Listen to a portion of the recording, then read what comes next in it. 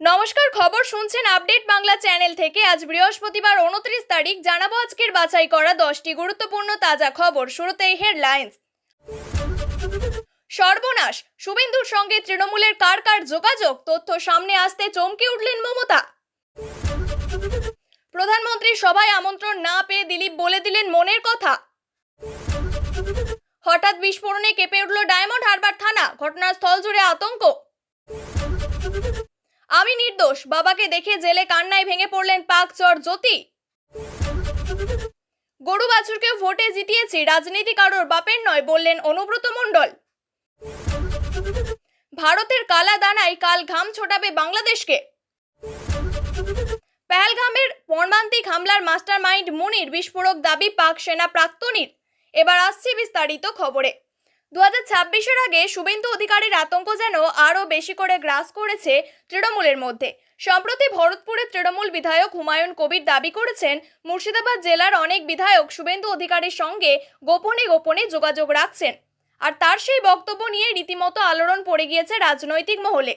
আর এই পরিস্থিতিতে এবার হুমায়ুন কবিরকেই পাল্টা খোঁচা দিলেন তৃণমূলেরই আর এক বিধায়ক। বলা বাহুল্য, সম্প্রতি শুভেন্দু অধিকারীর সঙ্গে যোগাযোগ নিয়ে রীতিমতো বোমা ফাটান ভরতপুরের তৃণমূল বিধায়ক হুমায়ুন কবির।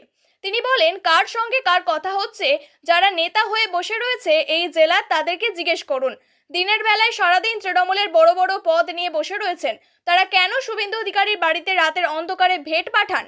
এই জেলার কতজন এমএলএর সঙ্গে শুভেন্দুর কত রকম যোগাযোগ রয়েছে অনুসন্ধান করে দেখুন। অন্যদিকে হুমায়ুন বাবুর এই মন্তব্যের পরেই তাকে পাল্টা খোঁচা দিয়েছেন মুর্শিদাবাদ জেলার আর এক তৃণমূল বিধায়ক রবিউল আলম চৌধুরী। কারা শুভেন্দু অধিকারীর সঙ্গে যোগাযোগ রাখছেন সেই নাম প্রকাশ্যে আনা উচিত বলে দাবি করেন তিনি। এদিন এই তৃণমূল বিধায়ক বলেন, কার সঙ্গে কি যোগাযোগ রয়েছে তা তো আমরা জানি না, আর যদি থাকে তাদের নামগুলো বলা উচিত বলে আমি মনে করি। কারা কারা বিজেপির সঙ্গে যোগাযোগ রাখে তা আরও পরিষ্কার হয়ে যাবে। আর তৃণমূলের এই কচকচানির মধ্যে এবার বিজেপির পক্ষ থেকে ধেয়ে এসেছে আরও বড় ভয়ঙ্কর মন্তব্য। হুমায়ুনবাবু নিজেই শুভেন্দু অধিকারীর সঙ্গে যোগাযোগ রাখছেন না তো, তা নিয়েই প্রশ্ন তুলে দিয়েছেন মুর্শিদাবাদের বিজেপি বিধায়ক সুব্রত মৈত্র। তিনি বলেন, হুমায়ুনবাবু নিজেই শুভেন্দু অধিকারীর সঙ্গে যোগাযোগ রাখছেন না তো? হুমায়ুন তো অনেক কিছুই আশা করেছিলেন মমতা বন্দ্যোপাধ্যায়ের কাছ থেকে, কিছুই তো পাননি। ওনার বর্তমান অবস্থা খুব খারাপ, না সভাপতি হতে পারলেন না চেয়ারম্যান হতে পারলেন। স্ট্যান্ডিং কমিটির চেয়ারম্যান করে রেখে দেওয়া হয়েছে, তাই মাঝে মধ্যেই সংবাদ মাধ্যমের সামনে বিষোদ্গার করতে শুরু করেছেন। পর্যবেক্ষকদের মতে শুভেন্দু অধিকারীর সঙ্গে তৃণমূলের কারা যোগাযোগ রাখছেন তা তো সময় বলবে, কিন্তু হুমায়ুন কবিরের মন্তব্যের পর তৃণমূলের মধ্যে যে গোপনে গোপনে তল্লাশি শুরু হয়ে গিয়েছে, শুভেন্দু অধিকারীর সঙ্গে কাদের ঘনিষ্ঠতা রয়েছে সেই বিষয় নিয়ে তা বলার অপেক্ষা রাখে না।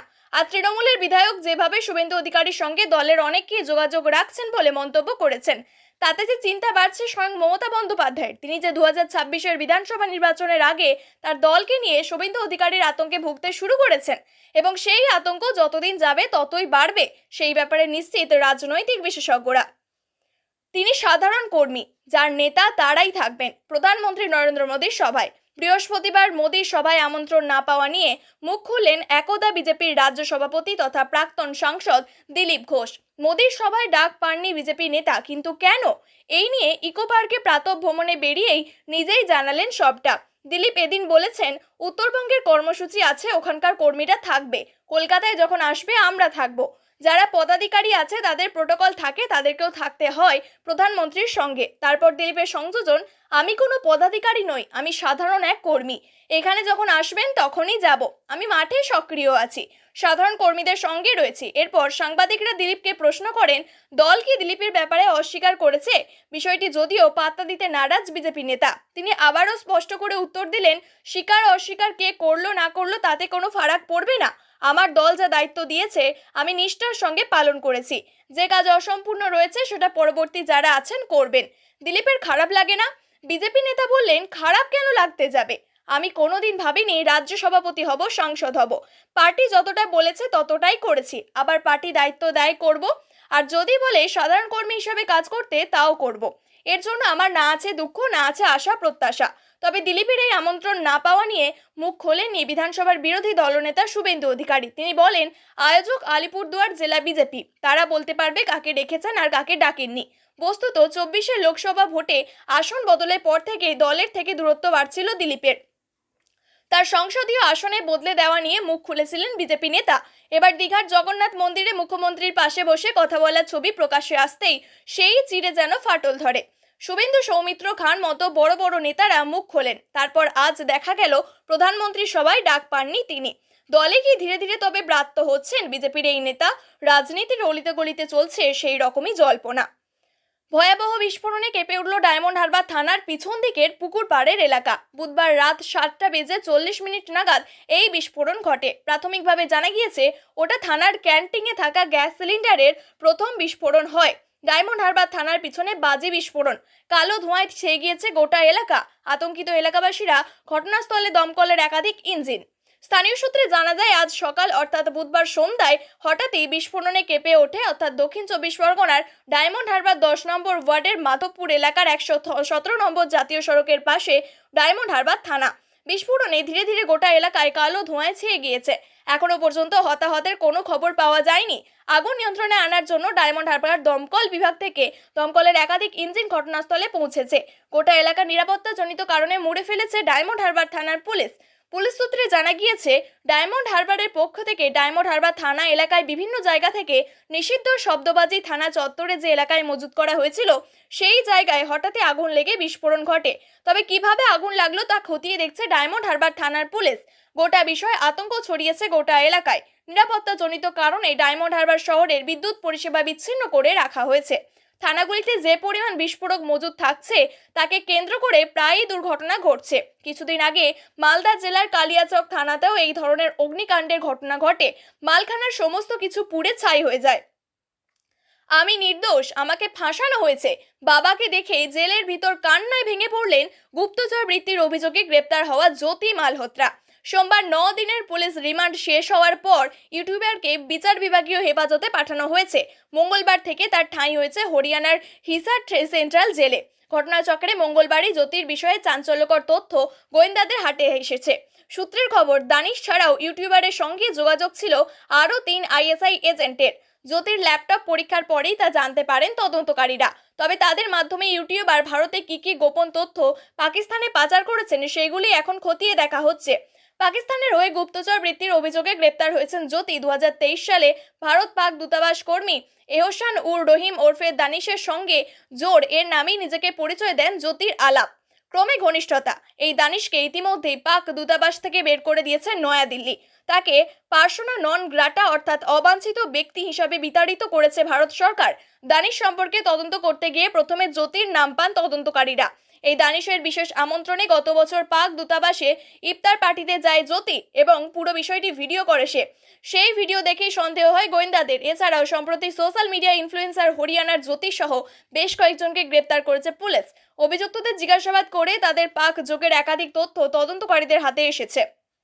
নিশানায় কি কাজল শেখ? রাজনীতিতে কারোর বাপের নয়, অনেকে রাখাল বাগাল আছে। ফের বিস্ফোরক অনুব্রত মণ্ডল বললেন, আমার উদ্দেশ্য ছিল সিপিএমকে তাড়ানো আর আমি সেটা করেছি। মাধ্যমিক উচ্চ মাধ্যমিক সঙ্গে মাদ্রাসায়। বীরভূমের কৃতি পড়ুয়াদের সম্বর্ধনা দিল তৃণমূলের শিক্ষা সেল। বোলপুর গীতাঞ্জলি প্রেক্ষাগৃহে সংবর্ধনা অনুষ্ঠানে যোগ দিতে দেন শিক্ষামন্ত্রী ব্রাত্য বসু, কৃষি বিপণন মন্ত্রী চন্দ্রনাথ সিনহা এবং অনুব্রত মণ্ডল। অনুব্রত বলেন, আমি গাই বাছুর দিয়ে ভোট করিয়েছি, কে কি বলল তাতে আমার কিছু যায় আসে না। অনেক রাখাল বাগাল আছে, রাজনীতি কারোর বাপের নয়, যে কেউ রাজনীতি করতে পারে। আমার উদ্দেশ্য ছিল সিপিএমকে তাড়ানো আর আমি সেটা করেছি। বীরভূম জেলার রাজনীতিতে অনুব্রত এবং কাজল শেখের সম্পর্ক সুবিদিত।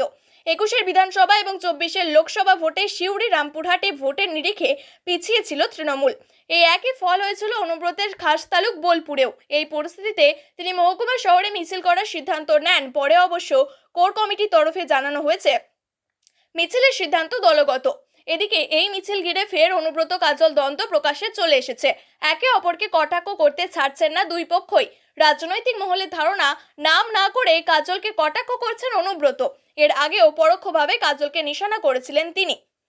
ভারতের উত্তর পূর্ব অংশে ল্যান্ডল কর্ড এবং স্থলবেষ্টিত জায়গার ঢাকাই হলো এই অঞ্চলের জন্য সমুদ্রের একমাত্র অভিভাবক। সম্প্রতি চীনে গিয়ে এমনটাই বলেছেন বাংলাদেশের অন্তর্বর্তী সরকারের উপদেষ্টা মোহাম্মদ ইউনুস। আসলে ইউনুসের জানা নেই যে বাংলাদেশকে এড়িয়ে উত্তর পূর্বে যাওয়ার পথ প্রায়ই তৈরি হয়ে এসেছে ভারতের। 2008-এ ভারত এবং মায়ানমার এই প্রকল্পের সিদ্ধান্ত নেয়। কাজ শুরু হয় 2010 সালে। 2016 সালের মধ্যে কাজ শেষ হওয়ার কথা ছিল, কিন্তু তা হয়নি। এর মধ্যে শীতবে পোর্টের ক্ষমতা বাড়ায় ভারত। এর আগে প্রায় 2000 টন জাহাজ রাখার ক্ষমতা ছিল এই বন্দরে, সেটা বাড়িয়ে 20,000 টন করা হয়েছে। এছাড়াও করোনা পরিস্থিতিতেও কাজের গতি ধীর হয়ে যায়। 2022 সালে এয়ারকন ইন্টারন্যাশনালকে কাজের দায়িত্ব দেয় ভারত। শর্ত ছিল 40 মাসের মধ্যে কাজ শেষ করতে হবে, তবে যুদ্ধ, দাঙ্গা বা গৃহযুদ্ধ হলে কাজ বন্ধ হতে পারে। আর সেটাই আপাতত কাটা হয়ে রয়েছে এই প্রজেক্টের কাজ নিজস্ব ছন্দেই চলছিল, কিন্তু সমস্যাটা হলো মায়ানমারের যে অংশের উপর দিয়ে প্রজেক্টের কাজ হচ্ছে সেখানে এখন মায়ানমারের পতাকাও দেখা যাচ্ছে না। 2021-এ মায়ানমারের সেনা অভ্যুত্থান হয়, তার থেকেই মায়ানমারে চলছে গৃহযুদ্ধ। সেনার বিরুদ্ধে ছোট ছোট দল বিদ্রোহ ঘোষণা করে, আর সেই বিদ্রোহীদের মধ্যে সব থেকে শক্তিশালী হলো আরাকান আর্মি। এই কালাদান প্রজেক্ট যে পথ দিয়ে যাবে সেই বেশিরভাগটাই অংশ রয়েছে আরাকান আর্মির দখলে। এদিকে সিতবে বন্দর রয়েছে মায়ানমারের রাখাইন প্রদেশে, আর এই রাখাইনে অস্থিরতা অনেকটাই বেশি। তবে সিতবে বন্দরে রয়েছে সেনাবাহিনীর হাতে। পালেটোয়া থেকে জেরিনপুই পর্যন্ত রাস্তা তৈরি হয়েছে, সেই অংশে রয়েছে আরাকানদের হাতে। এই পরিস্থিতিতে প্রজেক্টের কাজ যদি সুরক্ষিত করতে হয় তাহলে আরাকান আর্মির সঙ্গে কথা বলতে হবে। আর মায়ানমারের সরকার এই আরাকান আর্মিকে শত্রু হিসেবে বিবেচনা করছে। উল্লেখ্য, 2019-এর প্রজেক্টের সঙ্গে যুক্ত ইঞ্জিনিয়ারদের উপর আক্রমণ করেছিল। সূত্রের খবর, আরাকান আর্মির সঙ্গে যোগাযোগ করার চেষ্টা করছে ভারত সরকার। বর্তমানে পরিস্থিতিতে প্রকল্পের কাজ এগোনোর জন্য তৎপর হয়েছে নয়াদিল্লি। আগামী জুলাই মাসের মধ্যে সব কাজ শেষ করতে হবে, তোড়জোড় শুরু করেছে। এখন প্রশ্ন হলো, ভারত কি তবে পরিস্থিতি শান্ত হওয়ার অপেক্ষা করবে, নাকি তার আগেই আলোচনায় হবে সমস্ত সমস্যার সমাধান? গত 22 এপ্রিল জম্মু এবং কাশ্মীরে পেহেলগাঁওয়ে ঘটে যাওয়া ভয়াবহ জঙ্গি হামলা, যাতে 26 জন বেসামরিক নাগরিক নিহত হয়েছিলেন, তা পাকিস্তানের সেনাপ্রধান এবং ফিল্ড মার্শাল আসিম মুনিরের নেতৃত্বে একটি ষড়যন্ত্র ছিল। এই হামলার উদ্দেশ্য ছিল পাকিস্তানের অভ্যন্তরীণ জনবিক্ষোভ থেকে দৃষ্টি সরানো এবং মুনিরের ক্ষমতার অবস্থান সুরক্ষিত করা। ভারতের শীর্ষ নেতৃত্ব, প্রধানমন্ত্রী নরেন্দ্র মোদী সহ পেহেলগাঁও হত্যাকাণ্ডের জন্য পাকিস্তানের ভূমিকাকে অনস্বীকার্য বলে অভিহিত করেছেন।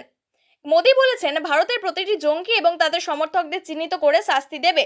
ভারত ইতিমধ্যেই কূটনৈতিক সম্পর্ক হ্রাস, ইন্দাস জল চুক্তি স্থগিত এবং পাকিস্তান নাগরিকদের জন্য ভিসা বাতিলের মতো পদক্ষেপ নিয়েছে।